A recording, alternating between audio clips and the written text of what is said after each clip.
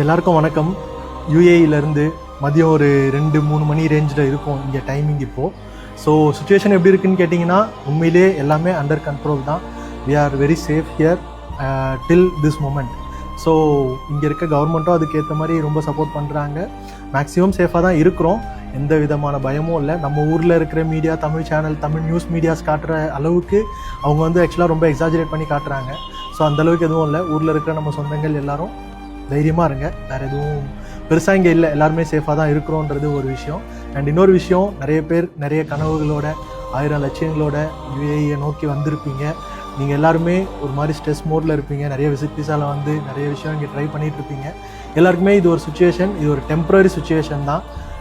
எல்லாரோட கனவும் எல்லாரோட ஆசையும் இந்த பூமியில் மனிதத்தன்மை, மனிதாபிமானம் இன்னமும் இருக்க தான் செய்யுதுன்ற நம்பிக்கையோடு இருப்போம். All the best. தைரியமாக இருங்க. Stay safe.